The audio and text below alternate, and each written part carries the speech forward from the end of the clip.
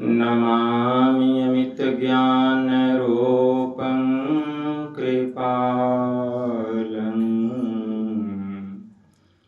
अगमबोधदाता सुबुद्धिनिधि विशालम् क्षमाशीलयति धीरगम्भीरज्ञानम्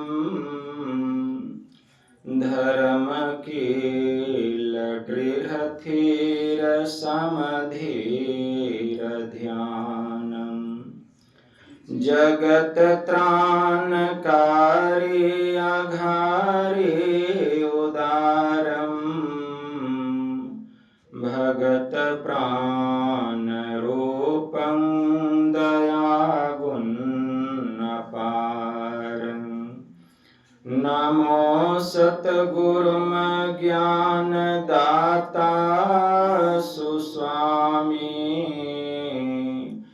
नमामि नमामि नमामि नमामि नमामि नमामि नमामि नमामि महाराज सद्गुरु है राजन को राजा है जिनकी कृपा से सर्व काजा भने में ही सोई परम गुरु नमामि नमामि नमामि नमामि नमामि नमामि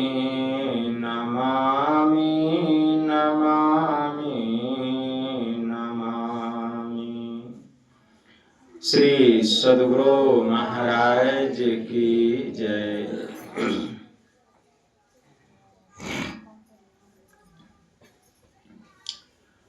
अव्यक्त रूप में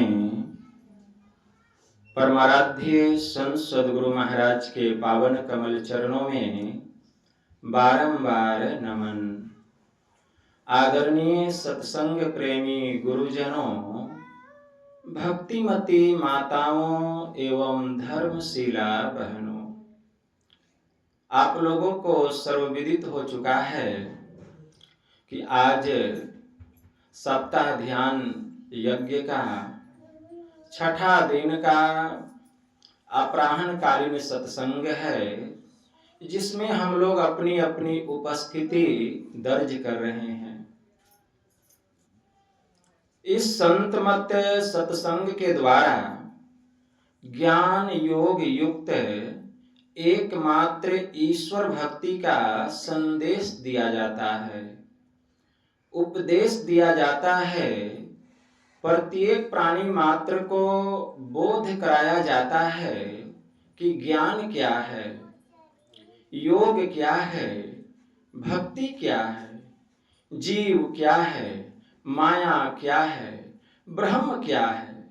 इन सभी रहस्यमय बातों का ज्ञान सत्संग के माध्यम से यह जो जीव अबोध बना हुआ है, सत्संग श्रवण करते करते एक दिन वह सुबोध और परम ज्ञानी हो जाता है।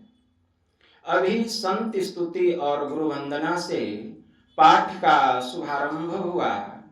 हम लोगों ने अति ही मनोयोग पूर्वक भक्ति युक्त ढंग से पाठ का श्रवण किया। तत्पश्चात श्री रामचरितमानस सार सटीक सप्तम सोपान उत्तर कांड से भी हम लोगों ने पाठ का श्रवण किया। पाठ के क्रम में हम लोग काग भुसुंडी जी महाराज और पक्षीराज गरुड़ के बीच के संवाद को ईश्वर भक्ति के संबंध में श्रवण कर रहे थे।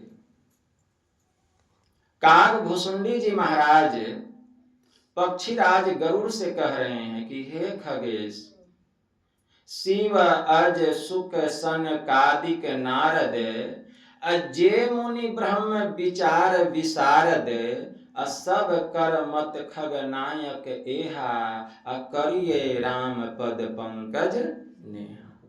कितनी अच्छी बात कहते हैं कि हे खगेश, ज्ञान ध्यान में निपुण, साधना के परम प्रकाष्ठा को प्राप्त किए हुए देवों के देव भगवान महादेव, भगवान शिव जी, सृष्टिकर्ता ब्रह्मा जी, शिव अज, सुक जगत गुरु वेद व्यास जी महाराज के सुपुत्र, जो कि 12 वर्ष तक मां के गर्भ में रह गए, जो कि मां के गर्भ से ही माया से रहित हो चुके थे, माया के त्यागी हो चुके थे। ऐसे सुखदेव मुनि, शिव अज सुख सनकादिक नारद, ब्रह्मा जी के चारों मानस पुत्र सनक, सनंदन, सनातन और सनत कुमार, और देवताओं के ऋषि कहलाने का जिनको अधिकार मिला, ऐसे देवर्षि नारद बाबा, और इनके अलावा जितने भी ज्ञान ध्यान में निपुण जो ऋषि महात्मा हो गए, उनका ऐसा कथन है कि जीव अगर इस संसार में सुख चाहता है, शांति चाहता है, अपना परम कल्याण चाहता है, तो करिए राम पद पंकज नेहा, तो उसको राम के चरणों में प्रेम करना पड़ेगा, राम के चरणों में प्रेम करना पड़ेगा। मतलब एक राम की भक्ति करनी पड़ेगी, एक राम की भक्ति करनी पड़ेगी। अब हमको समझना यह है कि राम के चरणों में हम प्रेम कैसे करें। संसार में जितने भी मानव हैं, किसी न किसी विधि राम की तो पूजा करते ही हैं, तो क्या राम के चरणों में उनका प्रेम जुड़ा कि नहीं जुड़ा, ये उनको पता कैसे चलेगा कि राम के चरणों में हमारा प्रेम जुड़ा कि नहीं जुड़ा।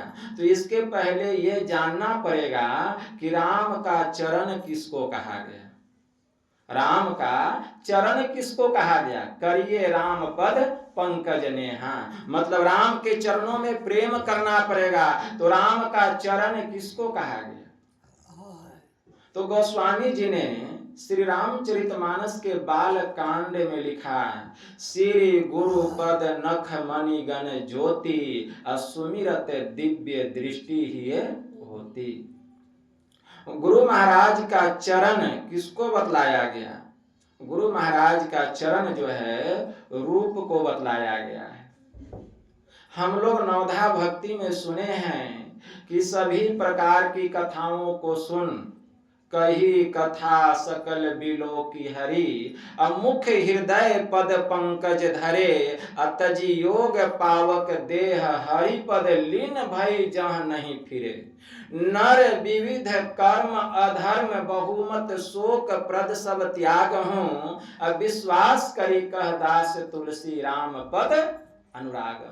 तो हम लोग रामचरितमानस तो पढ़ लेते हैं, लेकिन उसमें जो ज्ञान की गंभीरता है उसको समझ नहीं पाते। ज्ञान की गंभीरता क्या है। माता सबरी के संबंध में गोस्वामी जी ने क्या लिखा, सभी प्रकार की कथाओं को भगवान श्री राम के मुखमंडल से माता सबरी सुनकर ग्रहण करके, माता सबरी कही कथा सकल बिलो की हरि, मुख हृदय पद पंकज धरे, उनके चरणों को अपने हृदय में धारण कर लेती है और उनके मुख मंडल को निहारती हुई माता सबरी योगा अग्नि में अपने देह का परित्याग करके हरि के उस पद में जाकर के समा गई, जहां से फिर वापस आना नहीं होता। हे मनुष्यों, संसार में नाना प्रकार के कर्म, धर्म, अधर्म, मत, संप्रदाय, रिलीजन, नाना प्रकार के मत मतांतर हैं। अरे उन सब में पड़ के अपने जीवन को क्यों बर्बाद कर रहे हो? उन सब से अपने मन को हटाओ और राम के चरणों में प्रेम करो। जैसा प्रेम माता सबरी ने की तो तुमको भी उस लोक की प्राप्ति हो जाएगी। हम भी हरि के उस पद में जा करके समा जाएंगे जहां माता सबरी जा करके समा गई, जहां से फिर वापस इस दुनिया में आना नहीं होता। श्री सतगुरु महाराज। तो वह चरण क्या है, इसको समझना पड़ेगा।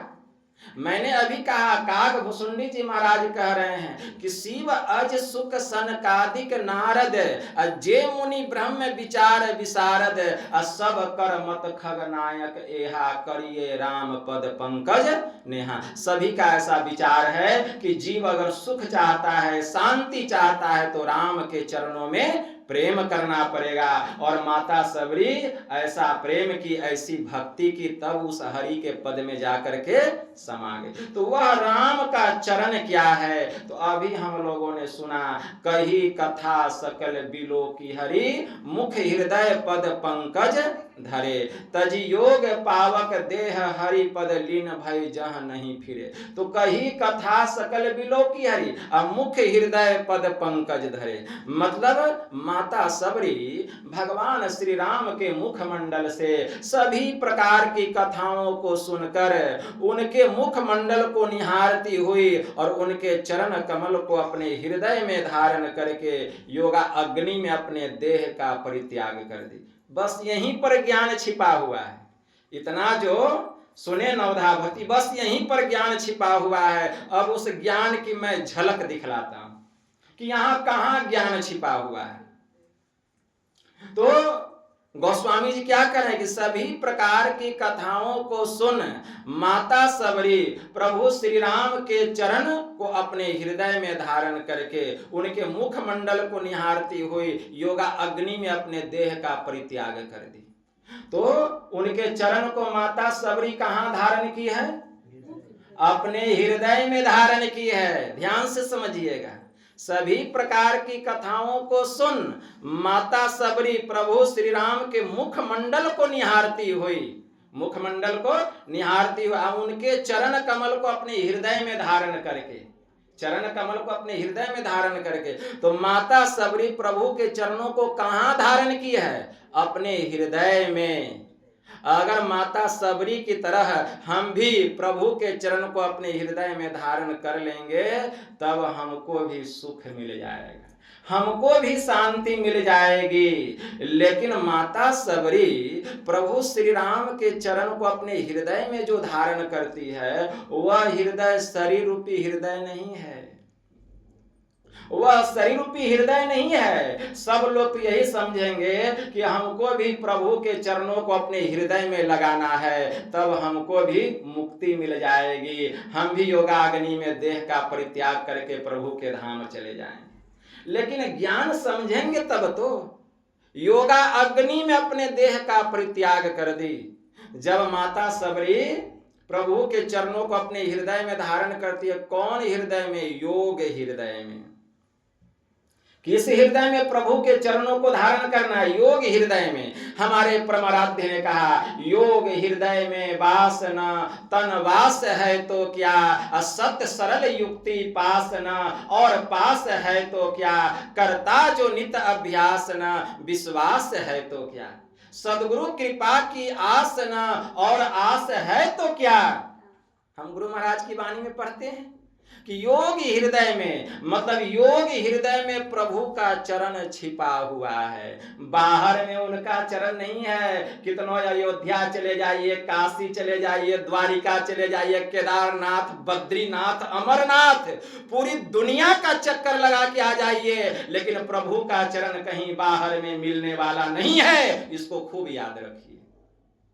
उनका चरण जब भी मिलेगा, कहां मिलेगा? योग हृदय में।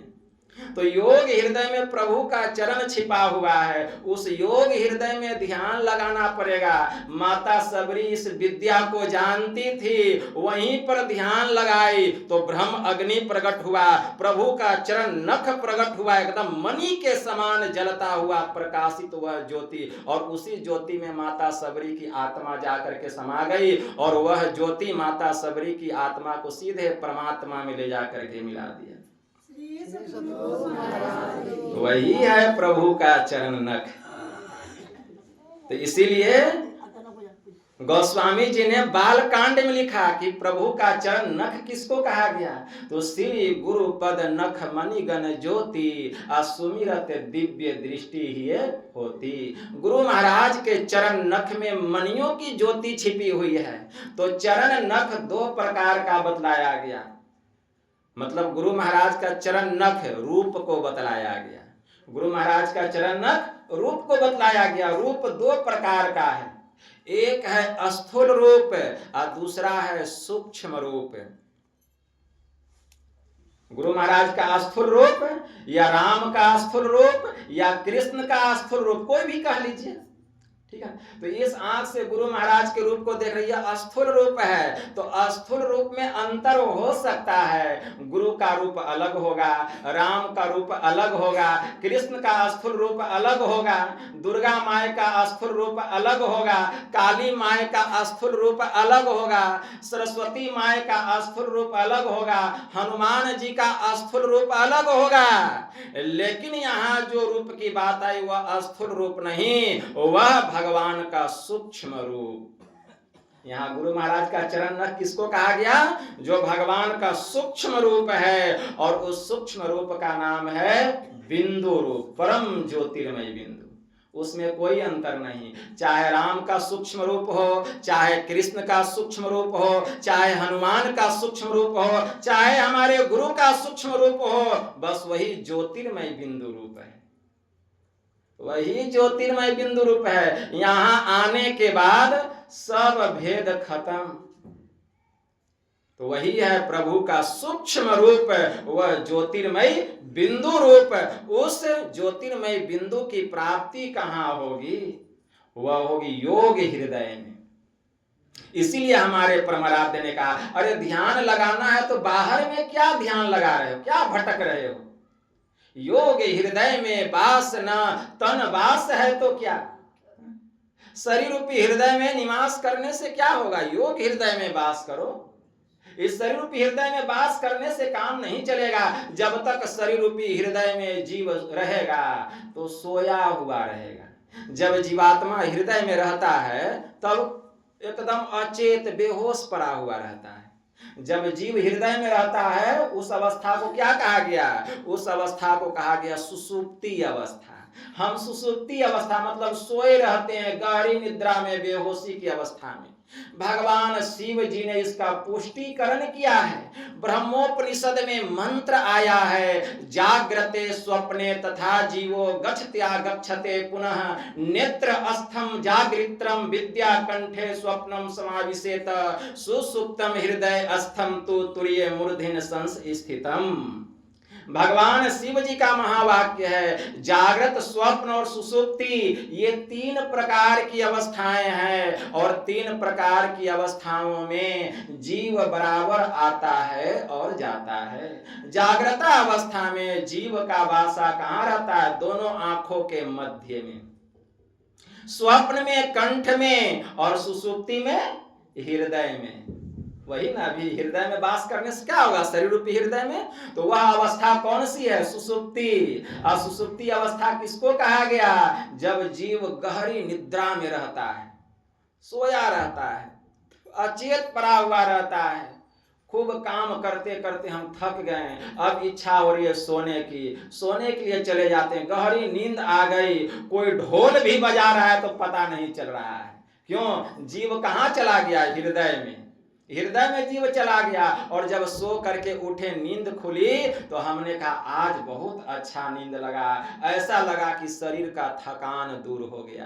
तो जीव कहाँ था? शरीर रूपी हृदय में। तो शरीर रूपी हृदय में रहेंगे तो अचेत पड़े रहेंगे, बेहोश पड़े रहेंगे, सोए रहेंगे, कुछ भी शुद्धि बुद्धि नहीं रहेगी, घोर अज्ञानता में रहेंगे, घोर अज्ञानता में रहेंगे।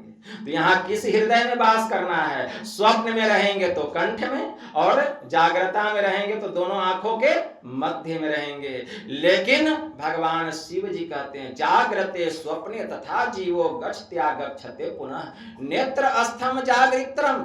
मतलब जागृत में नेत्र में, विद्या कंठे स्वप्नम समाविशेत, और स्वप्न में कंठ में।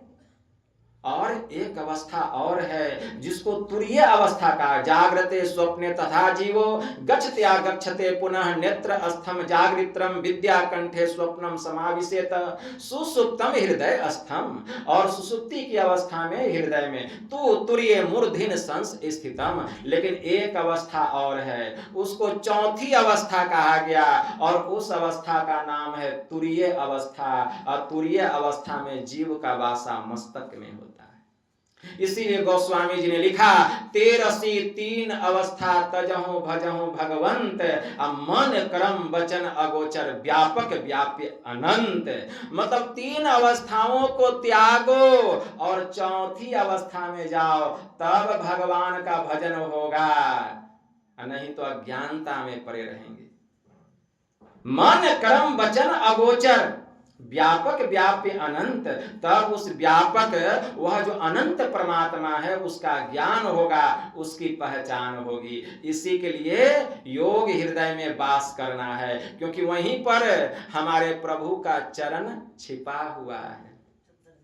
तो प्रभु के चरणों से अगर प्रेम करना चाहते हैं तो वहां ध्यान लगाइए योग हृदय में। इसीलिए हमारे गुरुदेव ने कहा कि योग हृदय में वास न तन वास है तो क्या, सतगुरु कृपा की आस न और आस है तो क्या, सत सरल युक्ति पास न और आस है तो क्या, करता जो नित्य विश्वास न, करता जो नित्य अभ्यास न विश्वास है तो क्या।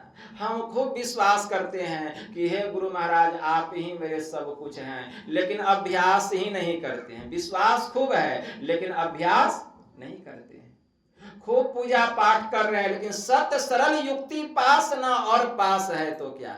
जिस योगिक क्रिया के द्वारा प्रभु का चरण नख का दर्शन होगा वह योगिक क्रिया ही नहीं जानते, वह योगिक क्रिया ही नहीं जानते। काम कैसे होगा? सत्य सरल युक्ति पास न और पास है तो क्या। तो वह सत्य सरल युक्ति कौन बतलाएंगे? संत सदगुरु बतलाएंगे। सदगुरु बतलाएंगे कि गुरु महाराज का चरण नख, प्रभु का चरण नख कहाँ है, और हम सब लोग जानते हैं, इसी के लिए अभ्यास करते हैं। तो वहीं पर योग हृदय में भगवान श्री राम का चरण छिपा हुआ है। कभी वहां खोजने का प्रयास किए? खोज रहे हैं, मिल ही नहीं रहा है। वहीं पर ध्यान लगाना पड़ेगा, खूब ध्यान लगाइए। वहीं पर माता सबरी ध्यान लगाई, और जब ध्यान लगाई तो ब्रह्म अग्नि प्रकट हुआ, और जब ब्रह्म अग्नि प्रकट हुआ तो प्रभु का चरण नख वहां स्पष्ट दिखाई देने लगा, और माता सबरी उसी में जाकर के समा गई। प्रभु श्री राम के चरण नख को अपने हृदय में धारण करके कहां चली गई? हरि के उस पद में जाकर के समा गई, जहां से फिर वापस आना नहीं होता। तो वहीं पर हमको भी जाना पड़ेगा, और वह योग हृदय, वह प्रभु का चरण नख हम सबके भीतर में है, कहीं बाहरी दुनिया में नहीं है, क्योंकि वह सूक्ष्म रूप है, उसमें कोई अंतर नहीं। स्थूल में तो अंतर है लेकिन सूक्ष्म में कोई अंतर नहीं। तो यही काग भुसुंडी जी महाराज पक्षीराज गरुड़ से कहते हैं कि करिए राम पद पंकज नेहा। अगर जीव सुख चाहता है, शांति चाहता है, तो राम के चरणों में प्रेम करना पड़ेगा। श्रुति पुराण सदग्रंथ कहाही, रघुपति भगति बिना सुख नाही। हमारा वेद कहता है, हमारा पुराण कहता है, श्रुति कहती है सभी सदग्रंथ ऐसा कहते हैं कि जब तक जीव राम के चरणों में प्रेम नहीं करेगा, स्वप्न में भी उसको सुख मिलने वाला नहीं है। बहुत लोग मने मन बहुत खुश होते हैं, हम तो राम जी का चरण छू करके आए, हम तो दूध चढ़ा के आए, हम तो घी चढ़ा करके आए। वही राम का चरण है। उस चरण को तो कितना बार छुए होंगे, कितना बार प्रणाम किए होंगे, जीवन का दुख दूर हो गया, सुख की प्राप्ति हो गई। तो फिर वह चरण कैसे हो गया? प्रभु का चरण उसको हम कैसे कह दिए? प्रभु का चरण तो हम सबके भीतर में है, लेकिन वहां ध्यान ही नहीं लगाते हैं। कहां से वह चरण प्रकट होगा? जिस दिन वह चरण प्रकट हो गया, कल्याण हो जाएगा। श्री सतगुरु महाराज। तो श्रुति पुराण सब ग्रंथ कहाँ ही, और रघुपति भगति बिना सुख नहीं।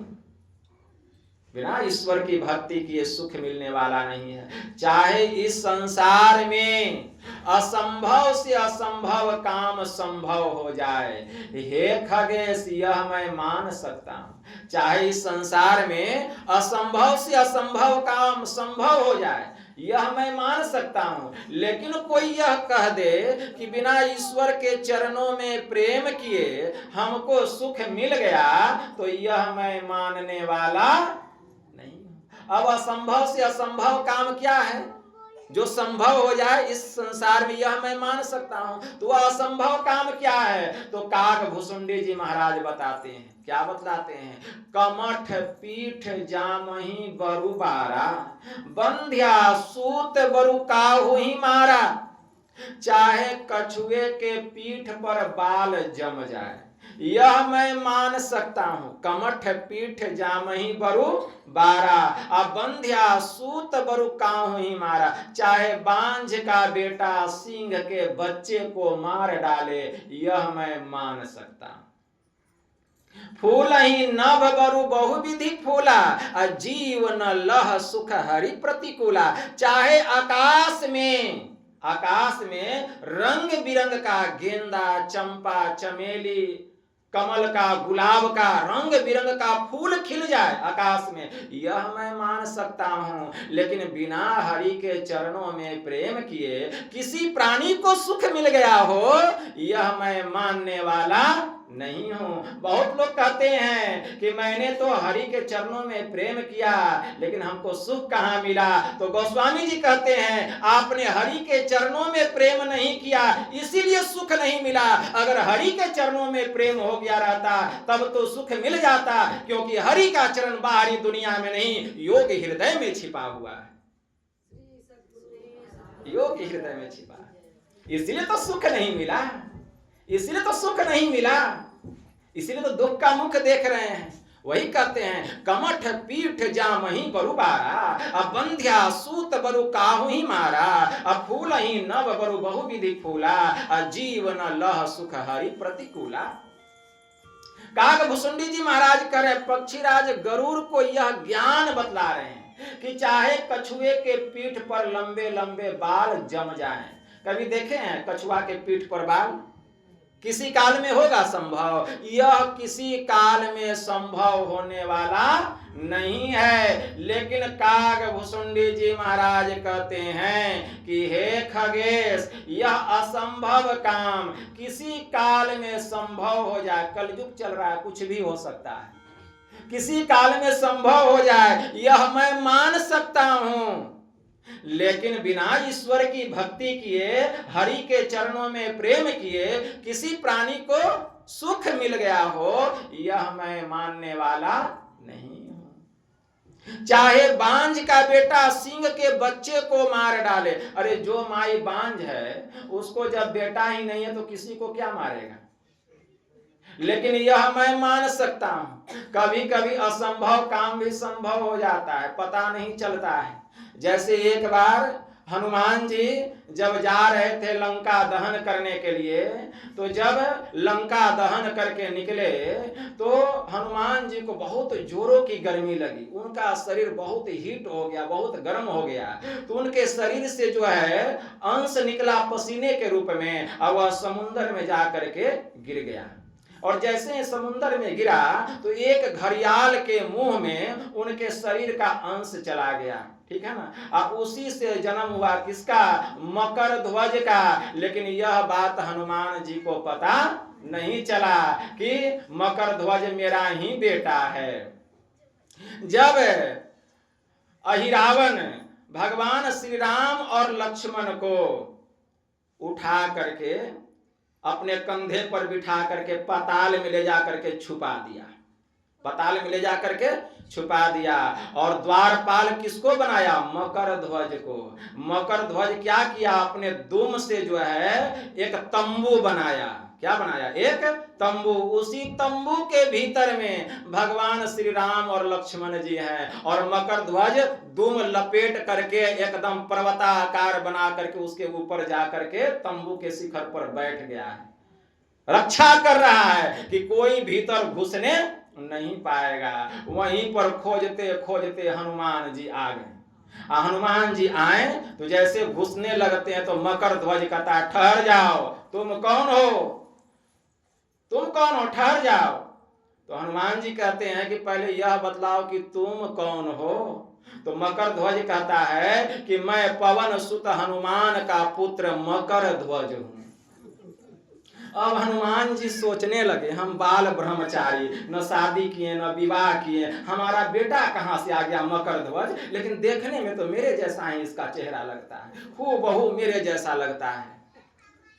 अब भगवान हनुमान जी भी सोच में पड़ गए। तो मेरा कहने का भाव यह है कि संसार में कभी कभी ऐसा काम हो जाता है, असंभव काम संभव हो जाता है, और इसका खबर हमको नहीं रहता है। तो वह तो समय सतयुग, वह तो समय त्रेता युग का था, और कलयुग में तो और क्या क्या होगा कहना मुश्किल है। तो इसलिए यह कलयुग है, कुछ भी हो सकता है। तो कहने का भाव है कि असंभव काम संभव हो जाए। बांझ का बेटा सिंह के बच्चे को मार डाले, हे खगेश यह मैं मान सकता हूं, लेकिन बिना ईश्वर की भक्ति किए किसी प्राणी को सुख मिल गया हो, यह मैं मानने वाला नहीं। फिर काकभुसुंडी जी महाराज कहते हैं कि हे खगेश, फूल ही नभ बरु बहुविधि फूला, अजीव न लह सुख हरि प्रतिकूला। चाहे आकाश में रंग बिरंग के फूल खिल जाए, यह मैं मान सकता हूं। कभी सुने हैं या देखे हैं कि आकाश में फूल खिल गया रंग बिरंग का? सुनने में तो दूर की बात है, देखने में भी नहीं आता है। आकाश में नजर दौड़ाइए तो कहीं फूल दिखाई दे रहा है।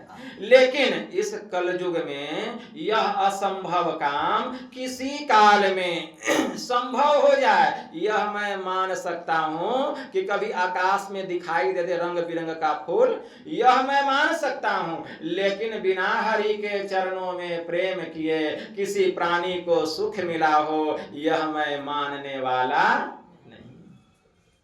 काकभुसुंडी जी महाराज कहते हैं कि हे खगेश, अंधकार बिनु रवि न सावे, राम विमुख न जीव सुख पावे। हे खगे, चाहे अंधकार सूर्य का नाश कर दे, यह मैं मान सकता हूं। चाहे अंधकार सूर्य का नाश कर दे। कभी सुने हैं कि अंधकार ने सूर्य का नाश कर दिया? यह कभी होने वाला नहीं है। लेकिन यह देखते हैं कि जब सूर्य निकलता है तो अंधकार का नाश हो जाता है। लेकिन यहाँ तो सब उल्टी पुल्टी बात है कि अंधकार बिनु रवि न सावे, राम विमुख न जीव सुख पावे। चाहे अंधकार सूर्य का नाश कर दे, यह मैं मान सकता हूँ, लेकिन बिना ईश्वर की भक्ति किए किसी प्राणी को सुख मिला हो, यह मैं मानने वाला नहीं। त्रिसा जाई बरु मृग जल पाना, बरु जाम ही शशि शीस बिसाना। चाहे मृग तृष्णा का जल पीने से किसी का प्यास बुझ जाए, यह मैं मान सकता हूं। त्रिसा जाई बरु मृग जल पाना। काकभुसुंडी जी महाराज कहते हैं, अबरु जाम ही शशि शीस बिसाना। चाहे खरहे के माथे पर सींग निकल जाए, यह मैं मान सकता हूं। अब विचार कीजिए कि मृग तृष्णा का जल पीने से किसी का प्यास बुझ सकता है? लेकिन हम लोग नहीं समझते हैं कि मृग तृष्णा का जल किसको कहा जाता है। ये तो मैं कह दिया कि तृषा जाई बरु मृग जल पाना। चाहे मृग तृष्णा का जल पीने से किसी का प्यास बुझ जाए, मतलब मृग तृष्णा का जल पीने से प्यास बुझने वाला नहीं है। लेकिन यह भी जानना जरूरी है कि मृग तृष्णा का जल किसको कहा गया। अगर नहीं समझाएंगे तो सोचते रह जाइएगा कि ये मृग तृष्णा क्या होता है, जिसका जल पीने से प्यास नहीं बुझता है। तो राजस्थान के रेगिस्तान में बहुत बालू है, बालू का रेत है। जब सूरज की किरण बालू की रेत पर पड़ती है तो दूर से देखने में रेगिस्तानी हिरन सफेद सफेद होते हैं, उजले उजले। दूर से देखने में हिरन को लगता है कि आगे में पानी है, आगे में पानी है। जब सूर्य की किरण बालू की रेत पर पड़ती है तो दूर से देखने में मृगा को आभास होता है कि आगे में पानी है, लेकिन वहां पानी नहीं। वही है मृग तृष्णा का जल। देखने में तो आता है कि पानी है, लेकिन उससे प्यास बुझेगा? प्यास बुझने वाला नहीं है, क्योंकि वह पानी नहीं है। उसी तरह संसार के विषय में देखने में आता है कि बहुत सुख है, लेकिन विषय भोग भोग करके बुढ़े हो गए, लेकिन अभी तक प्यास बुझा, सुख मिला, शांति मिली, तो इसका कौन गिनती है कि 10 साल जो मेरे पास बचा हुआ है तो और कितना विषय भोग करेंगे। जब 80 साल में इतना विषय भोग किए सुख नहीं मिला तो 10-20 साल और बचा हुआ तो सुख मिलेगा विषय भोग करने से? सुख मिलने वाला नहीं। तो वही है मृग तृष्णा का जल।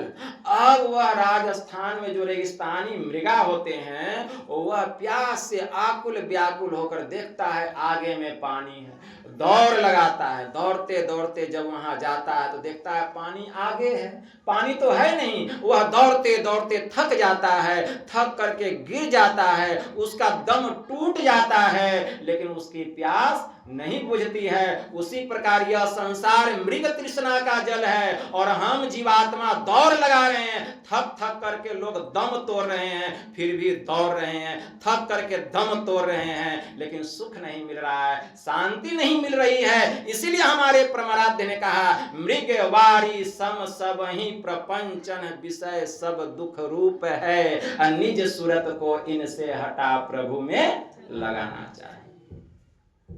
यही बात तो हमारे परमाराध्य भी कह रहे हैं कि मृगवारी सम सब ही प्रपंचन विषय सब दुख रूप है। यह जो विषय है सब दुख देने वाला है। निज सूरत को, हे मनुष्यों, इनसे अपने सूरत को मोड़ो, निज सूरत को हटा, इनसे हटा प्रभु में लगाना चाहिए। मतलब प्रभु के चरणों में प्रेम करो तब ही सुख मिलेगा, नहीं तो सुख मिलने वाला। तो जो बात हमारे गुरु महाराज कह रहे हैं वही बात तो काग भुसुंडी जी महाराज पक्षीराज गरुड़ को भी कह रहे हैं। हमारे गुरु महाराज एक लाइन में कह दिए, काग भुसुंडी जी बहुत उपदेश दे करके पक्षीराज गरुड़ को समझा रहे हैं। तो तृषा जाई बरु मृग जल पाना, अब बरु जाम ही शशि शीश बिसाना। तो कहते मृग तृष्णा। अब समझ में आ गया कि मृग तृष्णा का जल किसको कहा गया। तो मृग तृष्णा का जल पीने से किसी का प्यास बुझ जाए, हे खगेश यह मैं मान सकता हूं। चाहे खरहे के माथे पर लंबे लंबे सींग निकल आए, यह भी मैं मान सकता हूं। कभी खरगोश के माथे पर सींग देखे हैं? लेकिन कलयुग है, कुछ भी हो सकता है सींग निकल जाए। तो यह असंभव काम किसी काल में संभव हो जाए, यह मैं मान सकता हूं। लेकिन बिना ईश्वर की भक्ति किए किसी प्राणी को सुख मिले, यह मैं मानने वाला नहीं हूं। ही मते प्रगट अनल बरु होई, विमुख राम सुख पावन कोई। कहते चाहे पाले से अग्नि प्रकट हो जाए, बर्फ से कहीं अग्नि प्रकट हो सकता है? कहीं बर्फ से अग्नि प्रकट होते देखे हैं? नहीं हो सकता है। लेकिन काग भुसुंडी जी कहते हैं कि हे खगेश, चाहे पाले से अग्नि प्रकट हो जाए यह मैं मान सकता हूं, लेकिन ईश्वर की भक्ति से दूर हो करके, मतलब राम के चरणों से विमुख हो करके किसी को सुख मिल जाए, यह मैं मानने वाला नहीं। कहते कहते यहाँ तक कह दिए, बारी मथे घृत होई बरु, आ सिकता ते बरु तेल, आ बिनु हरि भजन न भव तरिए, आ यह सिद्धांत अपेल। क्या कहते कि हे खगेश, बारी मथे, बारी का मतलब होता है पानी। पानी को कोई खूब मथेगा तो उससे घी निकल जाएगा, और जब पानी को मथने से घी निकलेगा तो दूध का क्या होगा? कहते पानी को कोई खूब मथे तो घी निकल जाए, यह मैं मान सकता हूं। संभव है कि पानी को मथने से घी निकल जाए, लेकिन काग भुसुंडी जी महाराज कहते संभव हो जाएगा, यह मैं मान सकता हूं कि पानी को कोई खूब मथे तो उससे घी निकल जाए। असिकता ते बरु तेल, सिकता का मतलब होता है बालू, बालू को कोई पेरे तो उससे तेल निकल जाए। बताइए, पानी को मथने से घी और बालू को पेरने से तेल निकल जाए। इस कलयुग में ऐसा असंभव काम किसी काल में संभव हो जाए, यह मैं मान सकता हूं, लेकिन बिनु हरि भजन न भव तरिए, यह सिद्धांत अपेल। लेकिन यह अटल सिद्धांत है, यह ध्रुव सत्य है कि बिना हरि की भक्ति किए जीव को सुख मिलने वाला नहीं है। लेकिन यह सब असंभव काम संभव हो जाए, यह मैं मान सकता हूं, लेकिन बिना ईश्वर की भक्ति किए सुख मिलने वाला नहीं है। अंत में क्या कहते हैं? मसकहि करहि बिरंचि प्रभु, अजहि मसकते हीन, अस विचारी तजी संशय, आ राम ही भजहि प्रवीण। काग भुसुंडी जी महाराज पक्षीराज गरुड़ से कहते हैं कि हे खगेश, मसकहि करहि बिरंचि प्रभु, ऐसे जो परमात्मा हैं, ऐसे जो राम हैं, वे चाहे तो मच्छर को ब्रह्मा बना दे, चाहे तो मच्छर को, एक छोटे से कीड़े को ब्रह्मा बना दे, और चाहे तो ब्रह्मा को मच्छर से भी तुच्छ बना दे। ऐसा जानकर सभी मनुष्यों को हरि के चरणों में प्रेम करना चाहिए। इसमें बतलाया गया कि वह परमात्मा कितने बड़े हैं, कितने महान हैं। अगर चाहें तो एक चुटकी में मच्छर को ब्रह्मा बना दे मसल करके, और चाहें तो एक चुटकी में ब्रह्मा को मसल करके मच्छर के समान बना दे। कैसे वे परमात्मा है? ऐसा विचार करके जो विद्वजन होते हैं, वे सभी प्रकार के कामनाओं से अपने मन को हटा करके एक ईश्वर की भक्ति करते हैं। तो इससे क्या पता चलता है कि हमें ईश्वर की भक्ति करनी पड़ेगी, राम के चरणों में प्रेम करना पड़ेगा। लेकिन आज तक लोग यह नहीं जान पाए कि राम का चरण क्या है और कहाँ है, कहाँ ध्यान लगाएंगे कि उनके चरण का दर्शन होगा और हम जो है उस द्वार में प्रवेश करके प्रभु श्री राम के धाम में जाएंगे। देहिक देविक भौतिक तापा, राम राज काहू नहीं व्यापा। अरे इस चौपाई से भी समझ लेना चाहिए, जो मोटा बुद्धि का भी होगा तो समझ में आ जाएगा कि देहिक देविक भौतिक तापा, राम राज काहू नहीं व्यापा। ये मोटा मोटा बात भी समझ जाना चाहिए कि राम के राज्य में देहिक देविक और भौतिक रोग नहीं होता है। अरे भाई, तो ये कैसा राम का राज्य है? यहाँ देहिक रोग भी सबको है, देविक रोग भी है, भौतिक रोग भी है, लेकिन राम के राज्य में ये सब नहीं होता। तो वह राम का राज्य कहाँ? बाहरी दुनिया में है? नहीं, वह राम का राज्य बाहरी दुनिया में नहीं है, हम सबके भीतर में है।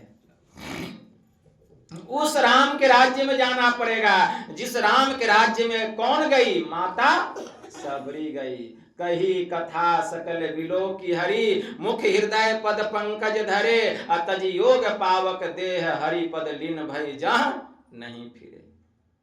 उस राम के राज्य में माता सबरी चली गई। तो राम के राज्य में तो कोई बिरले जाते हैं, सब लोग नहीं पहुंचते हैं। भगवान महायुगेश्वर श्री कृष्ण ने अर्जुन से कहा कि हे अर्जुन, न तद्य भास्यतो सूर्यो न शशांको न पावक, यत गत्वा न निवर्तन्ते तद्धाम परमं मम। जहां सूर्य प्रकाशित नहीं होता, जहां चांद की चांदनी नहीं होती, न तो वहां किसी प्रकार का अग्नि का ही ताप है।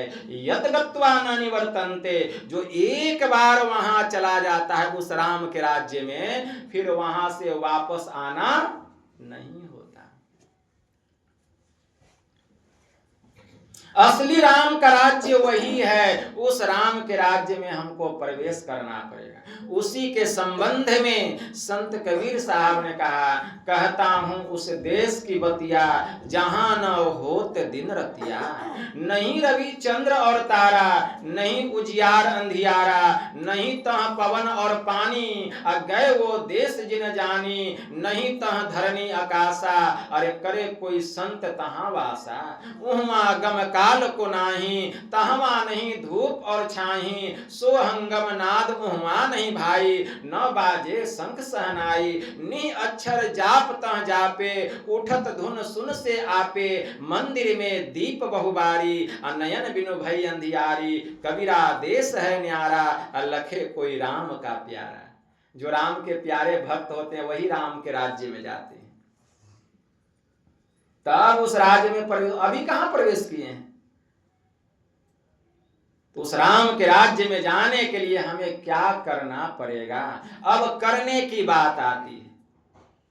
क्या करना पड़ेगा कि हम उस राम के राज्य में चले जाएं? तो पहले उस राम के सगुण साकार रूप का सहारा लेना पड़ेगा और उनके नाम का जाप करना पड़ेगा। साहब से सतगुरु भय, सतगुरु से भय साध, ये तीनों अंग एक है, गति कछु अगम अगाध, साहिब मिले सतगुरु मिले, अंतर रहा न रेख, मनसा वाचा कर्मना, साधु साहब एक। तो पहले उनके सगुण रूप का सहारा लेना पड़ेगा, नाम और रूप का सहारा लेना पड़ेगा। क्यों?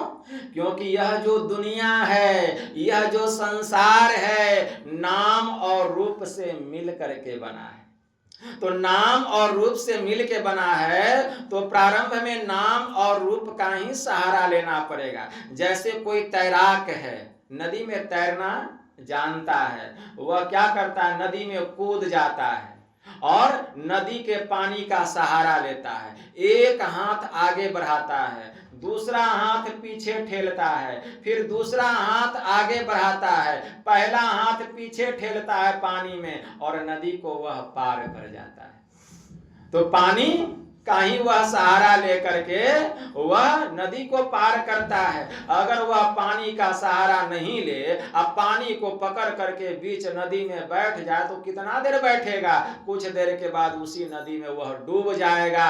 हम लोग उस तैराक से भी गए गुजरे हुए हैं। यह संसार ही सागर है और संसार का विषय ही जल है, और इसको हम पकड़ करके बैठे हैं, तो हम डूबेंगे नहीं तो क्या उबरेंगे?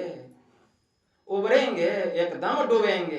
क्यों? संसार का जो विषय है यही जल है, यह संसार ही सागर है और हम लोग विषय रूपी जल को पकड़ करके बैठे हैं। डूबना तो निश्चित है। अगर चाहते हैं कि हम नहीं डूबें तो इसको पार कीजिए।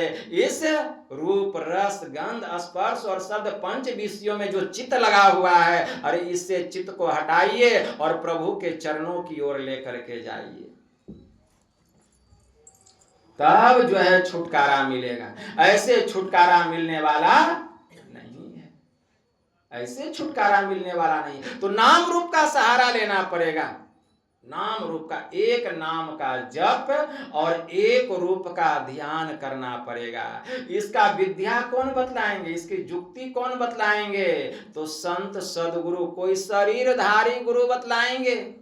अब कोई कृष्ण भगवान की पूजा करते हैं तो सोचते हैं हम कृष्ण को ही अपना गुरु मान लिए। कोई राम जी की पूजा करें, कहें कि हम राम जी को ही गुरु मान लिए। कोई शिव जी की पूजा करें, कहें कि हम शिव जी को ही गुरु मान लिए। तो मानते रहिए, भवसागर में डूबते रहिए, छुटकारा मिलने वाला नहीं है जब तक शरीरधारी गुरु के शरण में नहीं जाएंगे। इसको खूब गांठ बांध लीजिए, और नहीं तो वेद का मंत्र सुनिए। वेद में मंत्र आया ओम युक्त्वा सविता देवांस वर्यतो धिया दिवम बृहज्योतिः करिष्यतः सविता प्रसूवातितान्। इस मंत्र के द्वारा वेद भगवान उपदेश करते हैं कि हे योगाभ्यास सीखने वाले मनुष्यों, सच्चे सदगुरु के द्वारा ही, पक्के सदगुरु के द्वारा ही योग का भेद जानकर तुम अपने भीतर की महान दिव्य ज्योतियां और दिव्य गुण युक्त नाथ दोनों को प्राप्त करो। और वह संत सदगुरु जिनसे इस योग का भेद जानना चाहिए, इसके लिए निमित्त मतलब एकमात्र ईश्वर से इस प्रकार की स्तुति करो कि हे जगत प्रसव करता ईश्वर, आप ऐसे विद्वानों को इस धराधाम पर भेजें जिनसे इस योग का भेद जानकर, भक्ति की जुक्ति जानकर हम अपने भीतर की महान दिव्य ज्योतियां और दिव्य गुण युक्त नाथ दोनों को प्राप्त करें और आप सुख स्वरूप परमात्मा को जान सकें, आपको पहचान सकें। एकदम स्पष्ट किया गया है शास्त्र में, लेकिन हम शास्त्र को मानेंगे नहीं, जो मन में आएगा वही करेंगे। मतलब मन ग्रहंत भक्ति, इसी को अंधरी भक्ति कहा गया। इसीलिए हमारे परमाराध्य ने कहा, थे अंध बने फिरते बाहिर, अंतर पथ भेद न थे जाहिर। तो अंधे कब तक बने हुए थे? जब तक अंदर का असली मार्ग का पता नहीं था। जब हमारे संत सदगुरु परम संत बाबा देवी साहब मिल गए, तब तो अंधी भक्ति खत्म हो गई। सतगुरु भेंटे तो सहसा छूटे, धावतु वर्जी रहाइए, निझर झरे सहज धुनि लागे, अरे घर ही परचा पाइए। गुरु नानक देव जी महाराज की वाणी में आया, कितनी सुंदर बात कहते हैं, सतगुरु भेंटे तो सहसा छूटे। मतलब जब हमको संत सदगुरु मिल गए तब सब संशय ही समाप्त हो गया। संशय कब तक था? जब तक गुरु नहीं मिले थे। और जब संत सदगुरु मिल गए तो सहसा छूटे, सब संशय समाप्त।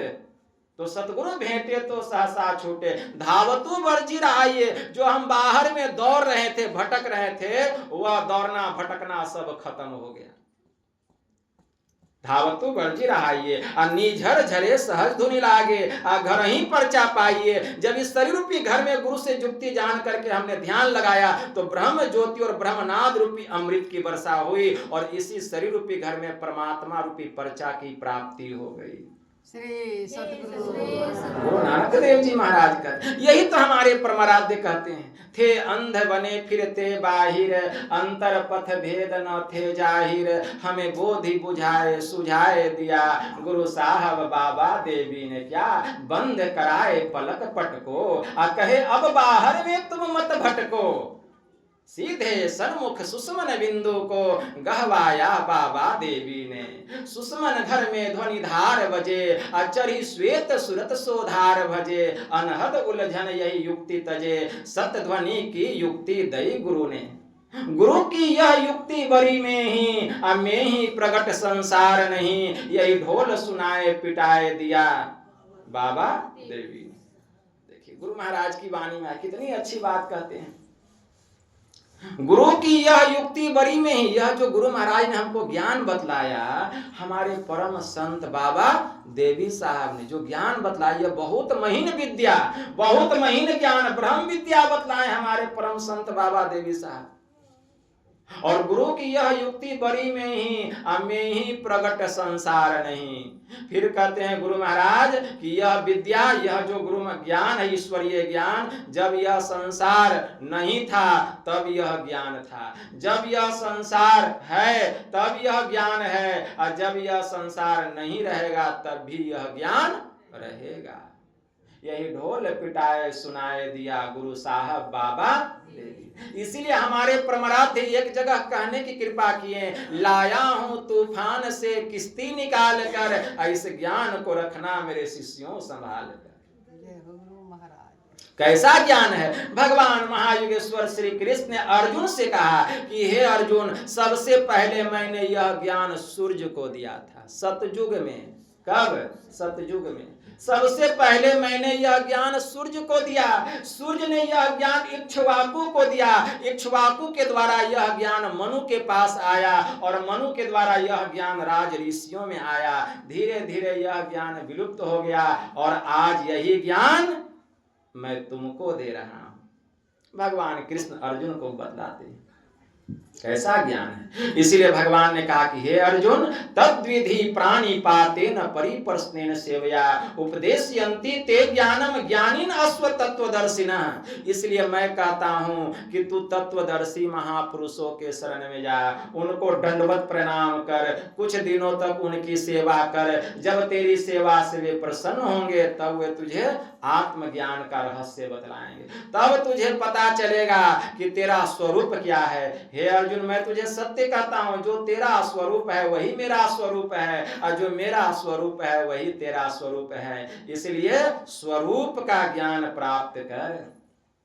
तू जो यह मेरा शरीर देख रहा है, यह तो मेरी माया रचित शरीर है। इसको देखने से और यह मेरा जो विश्व रूप देख रहा है, इसको भी देखने से तेरा पूरा कल्याण होने वाला नहीं है। मेरा जो अव्यक्त स्वरूप है उसका ज्ञान प्राप्त कर अर्जुन। इसलिए भगवान ने कहा अव्यक्तम व्यक्ति मापनम मन्यते माम बुद्धयः परम भावम जानान्तो ममाभयम नुतमम। कि हे अर्जुन, यद्यपि मैं अव्यक्त हूं, लेकिन मूर्ख लोग, अज्ञानी लोग मुझे शरीरधारी समझते हैं, लेकिन यह बात सत्य नहीं है। जो मेरा अव्यक्त स्वरूप है वही सत्य है, और उसको जो जानता है वही तो मुझको पहचानता है।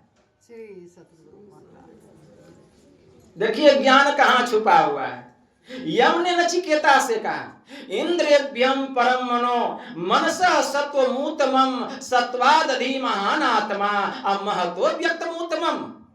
यह नचिकेता, इंद्रियों से उत्कृष्ट मन है, मन से बुद्धि श्रेष्ठ है, बुद्धि से महतत्व बढ़कर है, महतत्व से भी अव्यक्त उत्तम है, और उस अव्यक्त से भी जो पुरुषोत्तम परमात्मा है वह सर्वश्रेष्ठ है, जिसको जानकर जीव बंधन से मुक्त हो जाता है। नायमात्मा प्रवचनेन लभ्यो न मेधया न बहुना श्रुतेन यमे वैस वृणुते तेन लभ्यस आत्मा विवृणुते तनुम स्वाम। कि हे नचिकेता, यह जो आत्मा है नाना प्रकार के वेदाध्ययन के द्वारा ग्रहण होने योग्य नहीं है। नायमात्मा प्रवचनेन लभ्यो, यह जो आत्मा है बहुत अधिक प्रवचन सुनने के बाद भी ग्रहण होने योग्य नहीं है। न मेधया, यह जो आत्मा है बहुत अधिक स्मरण शक्ति के द्वारा भी, मेधा शक्ति के द्वारा भी ग्रहण होने योग्य नहीं है। न बहुना श्रुतेन यमे वैस वृणुते, तब कैसे ग्रहण होगा? तो कहते यमे वैस वृणुते तेन लभ्यस आत्मा विवृणुते तनुम स्वाम। साधक जिस आत्मा का वर्ण करता है, उसी वर्ण किए हुए आत्मा से आत्मा अपने स्वरूप को प्रकाशित करती है, और उसी प्रकाशित आत्मा से ब्रह्म के स्वरूप का ज्ञान होता है, उसकी पहचान होती है। इसीलिए पहले अपने को प्रकाशित कीजिए।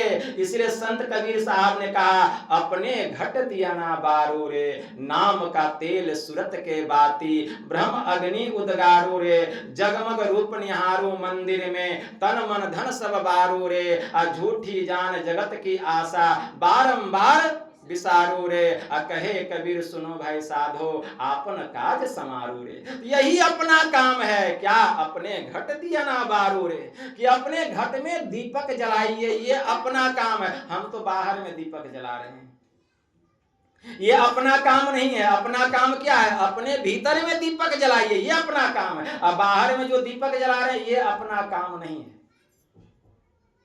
इसीलिए भगवान बुद्ध ने कहा अपो दीपो भव, अपना दीपक आप बनो। और अपने भिक्षुओं से भी भगवान बुद्ध ने कहा कोनो हासो किम प्रश्ने नित्यम प्रज्वलिते संति अंधकारेण ओ नद्दा पदीपम न गवेशस्त। अर्थात हंसी कैसी और खुशी कैसी, यह सारा संसार कामनाओं की आग में, विषय वासनाओं की आग में जल रहा है। ऐ भिक्षुओं, तुम अज्ञानता में पड़े हुए हो, अंधकार में पड़े हुए हो, अपने भीतर के दीपक की खोज करो। और यही बात भगवान श्री राम ने हनुमान जी को भी कहा। देखिए ज्ञान कहाँ छिपा हुआ है। बहु शास्त्र कथा कंथारो मंथेव वृथेव किम अनवेष्टव्यम प्रयत्नेन मारुते ज्योतिरा अंतरम। कि हे हनुमान, बहुत से शास्त्रों को, बहुत से कथाओं को पढ़ने से, गढ़ने से क्या लाभ? तुम अत्यंत प्रयत्नशील होकर के अपने भीतर की ज्योति की खोज करो। भगवान श्री राम कह रहे हैं कि बहु शास्त्र कथा कंथारो मंथेव वृथेव किम अन्वेष्टव्यम प्रयत्नेन मारुते ज्योतिरांतरम, कि तुम अत्यंत प्रयत्नशील होकर के अपने भीतर के दीपक की खोज करो, प्रकाश की खोज करो। तो अपने भीतर में दीपक जलाना है। और हमारे गुरु महाराज ने भी कहा, गुरुदेव क्या कहते हैं, गुरु महाराज की वाणी में आया, गुरुदेव कहते हैं अपने घट में दिया जलाने के लिए, क्या कहते हैं अपने घट में दिया जलाने के लिए, कि निज तन में खोज सज्जन बाहर न खोजना, इसके लिए खोज करो अंतर उजियारी। गुरु महाराज की वाणी में दृष्टिवान कोई देखा है कि अपने अंदर के उजाले की खोज करो, लेकिन इसके लिए दृष्टिवान बनना पड़ेगा। इसके लिए दृष्टि की दोनों धारों को एक करना पड़ेगा। एक करने के लिए पहले नाम और रूप की साधना करनी पड़ेगी, मतलब एक नाम का जप और एक रूप का ध्यान करना पड़ेगा। अब देखिए, एक नाम का जप, इसमें भी बहुत लोगों के मन में संशय है, भ्रम है। बहुत लोग सोचते हैं गुरु मंत्र का जप करने के लिए क्यों बतलाते हैं, राम के नाम का जप करने के लिए क्यों नहीं, कृष्ण के नाम का जप करने के लिए क्यों नहीं, हनुमान जी के नाम का जप करने के लिए क्यों नहीं। देखिए, हमारे परमाराध्य कहा करते थे कि भिन्न भिन्न इष्टों के पूजने वाले के भिन्न भिन्न इष्ट देव होते हैं। समझिए, बारीकी से समझिए, भिन्न भिन्न इष्टों के पूजने वाले के भिन्न भिन्न इष्ट देव होते हैं, और भिन्न भिन्न इष्ट देवों के भिन्न भिन्न नाम रूप होने पर भी उन सब की आत्मा एक है, मतलब अभिन्न है। कोई गणपति भक्त होते हैं, कोई सौर भक्त होते हैं, कोई दुर्गा काली के भक्त होते हैं, कोई शिव जी के भक्त होते हैं, कोई भगवान विष्णु के भक्त होते हैं, लेकिन भक्त की भक्ति तब तक पूर्ण नहीं होती जब तक कि वह अपने इष्ट के स्वरूप को न जान ले। जब भक्त भक्ति करके अपने इष्ट के स्वरूप को जान लेता है तो वह कहता है जो दुर्गा का स्वरूप है वही काली का है, वही हनुमान जी का है, वही भगवान विष्णु शिव का है, वही मेरा स्वरूप है, वही ब्रह्म का भी स्वरूप है। यह द्वंद्व समाप्त हो जाता है। तो स्वरूप तो एक है, रूप अलग अलग है। स्वरूप क्या है? एक, और रूप अनेक। अब और समझिए आगे की बात, स्वरूप क्या है? एक, और रूप अनेक है। तो जब स्वरूप एक है और रूप अनेक है तो मन में होता है कि अनेक रूप तो है, तो फिर हम गुरु रूप का ही ध्यान क्यों करें? तो अनेक जो रूप है, जिस रूप को आप देखते, राम जी के रूप को देखते हैं, ठीक है, आप उसका ध्यान कीजिए। लेकिन राम जी कब हुए? त्रेता युग में हुए हैं। और अभी जो राम जी को देख रहे हैं उस समय न कोई कैमरा था, न ऑडियो था, न वीडियो था, कुछ भी नहीं था। जानते हैं कि यही राम जी का वास्तविक रूप है जो फोटो में देखते हैं, वह राम जी का वास्तविक रूप है। वह तो कोई मूर्तिकार गढ़ दिया, उसका फोटो खींच लिया, या किसी हीरो हीरोइन को राम जी बना दिया, किसी हीरोइन को सीता जी बना दिया, उसका फोटो खींच लिया। पूछते रहिए हीरो हीरोइन को, खूब अगरबत्ती दिखाइए, खूब दीप दिखाइए, खूब उसको जलाते रहिए। तो वह राम का तो असली रूप नहीं है, वह सीता जी का असली रूप नहीं है, क्योंकि प्रभु श्री राम कब हुए? त्रेता युग में। अच्छा, भगवान कृष्ण कब हुए? द्वापर युग में। उस समय ऐसा कोई यंत्र था जिसके द्वारा उनको जाना जा सके कि भगवान कृष्ण का ऐसा ही रूप था? नहीं है। तो अभी जो हम रूप देखते हैं वह भी भगवान कृष्ण का वास्तविक रूप नहीं है। अभी दुर्गा माँ को बनाते हैं तो दुर्गा माँ का वास्तविक रूप जानते हैं कि वही दुर्गा माँ का रूप है, वही माँ काली का रूप है। लेकिन श्रद्धा है, हम अपनी श्रद्धा को व्यक्त करते हैं, यह भी बहुत अच्छी बात है, पुण्य का काम है, लेकिन वह माता दुर्गा का वास्तविक रूप नहीं है। लेकिन जो कोई गुरु से ज्ञान लेकर के ध्यान करता है, और ध्यान करके जब योग हृदय में प्रवेश करके अंधकार से प्रकाश मंडल में जाता है तो वहां वास्तव में दुर्गा माँ के रूप को देखता है कि दुर्गा का रूप कैसा है। वहां वास्तव में काली के रूप को देखता है, शिव के रूप को देखता है, भगवान विष्णु के रूप को देखता है कि वह रूप कैसा है। क्योंकि भगवान शिव जी ने माता पार्वती से ज्ञान संकलिनी तंत्र में कहा, देह अस्था सर्व विद्याश्च, देह अस्था सर्व देवता, देह अस्था सर्व तीर्थानि गुरु वाक्येन लभ्यते।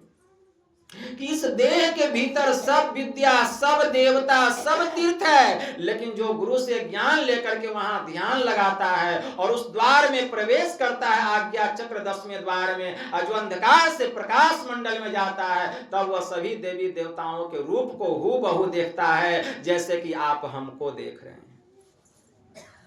उसी तरह देखिए कहां ज्ञान छिपा हुआ है। मैं कोना कोना से ज्ञान की बात बता रहा हूं, ज्ञान कहां छिपा हुआ है। तो यह ज्ञान कैसे होगा जब तक गुरु के आदेश उपदेश को अपने जीवन में नहीं उतारेंगे। यह ज्ञान होने वाला नहीं है, यह ज्ञान होने वाला नहीं है।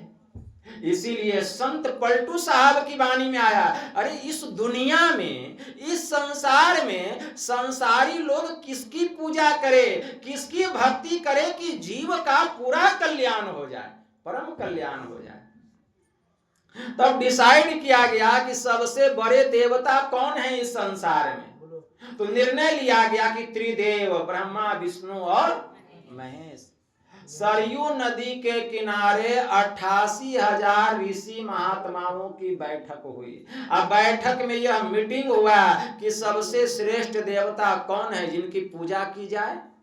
तो सभी ने निर्णय लिया कि सबसे श्रेष्ठ हैं ब्रह्मा विष्णु और महेश, क्योंकि ये ईश्वरीय कोटि के देवता हैं। क्यों? क्योंकि ब्रह्मा जी सृष्टि करते हैं, भगवान विष्णु पोषण करते हैं, और भगवान शिव जी इसका संहार करते हैं। इसलिए इनको ईश्वरीय कोटि का देवता बतलाया गया। लेकिन भृंगु ऋषि ब्रह्मा जी के पुत्र कहलाते हैं। भृंगु ऋषि कौन है? ब्रह्मा जी के पुत्र। भृंगु जी को आदेश दिया गया, अधिकार दिया गया कि आप तीनों में पता लगाइए कि तीनों में सबसे श्रेष्ठ कौन है। कि ब्रह्मा जी श्रेष्ठ हैं, कि भगवान विष्णु श्रेष्ठ हैं, कि भगवान शिव जी श्रेष्ठ हैं, तीनों में श्रेष्ठ कौन है। तो भृंगु ऋषि कहते अच्छा मैं आज ही पता लगा लेता हूं कि तीनों में श्रेष्ठ कौन है। भृंगु ऋषि चले, सबसे पहले ब्रह्मा जी की सभा में गए और ब्रह्मा जी का उन्होंने कोई भी सत्कार नहीं किया, बिना प्रणाम किए चले गए और वहां नृत्य गान हो रहा था। ब्रह्मा जी को बड़ा क्रोध आया। ब्रह्मा जी ने भृंगु ऋषि को बहुत डांट फटकार लगा दी। वहां से भृंगु ऋषि चले, भगवान शिव जी के पास आए, वहां भी प्रणाम नहीं किए भगवान शिव जी को और माता पार्वती के सामने जाकर के बैठ गए। भगवान शिव जी भी क्रोधित हो गए, त्रिशूल उठा लिए मारने के लिए। वहां से भृंगु ऋषि भागे और जब वहां से भागे तो गए कहां? क्षीर सागर में। क्षीर सागर में भगवान विष्णु शेषनाग की सैया पर लेटे हुए हैं और माता लक्ष्मी उनका चरण चाप रही है। भृंगु ऋषि ने आओ देखा न ताओ, अब उछल करके एक लात भगवान विष्णु के सीने पर मारा।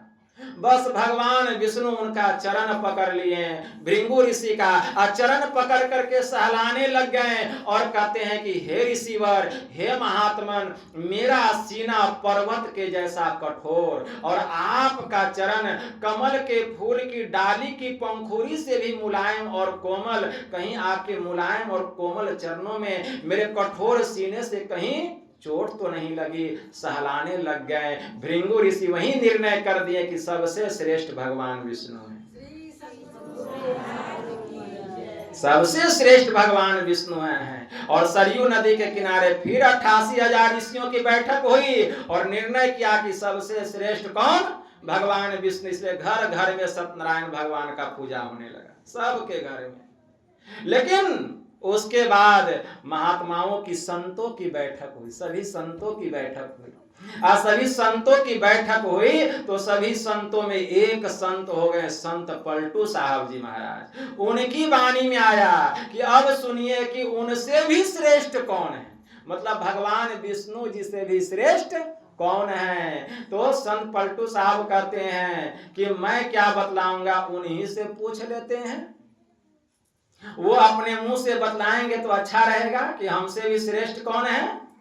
तो चलिए भगवान विष्णु से ही पूछते हैं। तो अर्जुन भगवान विष्णु से पूछे हैं कि प्रभु आपका जो यह विश्व रूप है, इस विश्व रूप में मैं सभी देवताओं को देख रहा हूँ, कमल पर आसीन ब्रह्मा को, भगवान शिव जी को, मैं माँ दुर्गा, काली, जितने भी देवी देवता, आपके रोम रोम में एक नहीं असंख्य ब्रह्मांड को देख रहा हूं। प्रभु मैं देख रहा हूं कि सृष्टि बन रहा है और सृष्टि का विनाश हो रहा है।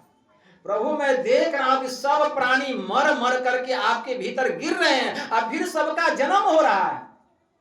लेकिन प्रभु मैं आपके माथे के ऊपर देख रहा हूं कि ये लंबे लंबे दाढ़ी वाले महात्मा कौन हैं। तो भगवान विष्णु कहते हैं कि अर्जुन नहीं जानते हो, ये लंबे लंबे दाढ़ी वाले महात्मा और कोई नहीं, ये संत हैं। ये संत हैं। पूरी दुनिया तो मेरा ध्यान करती है, लेकिन मैं ऐसे संतों का ध्यान करता हूं, इसलिए इनको अपने माथे पर बैठा करके रखता हूं, क्योंकि ये हमसे भी श्रेष्ठ हैं।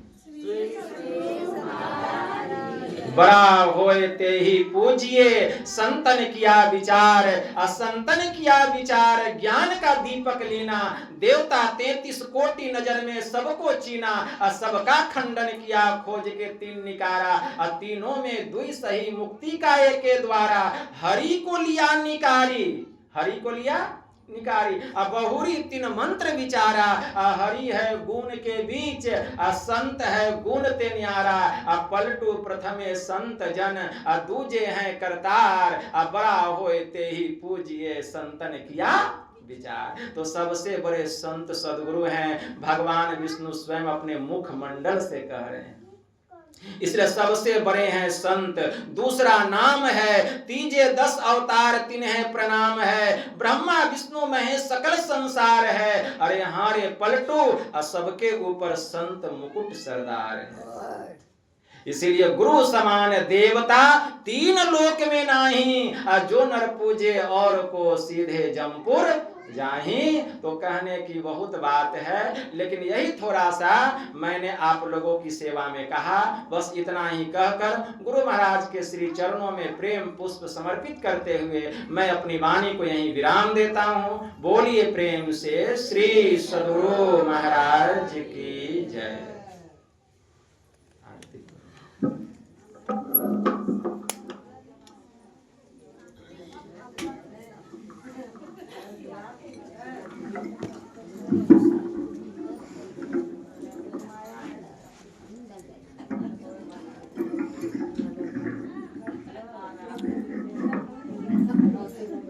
आ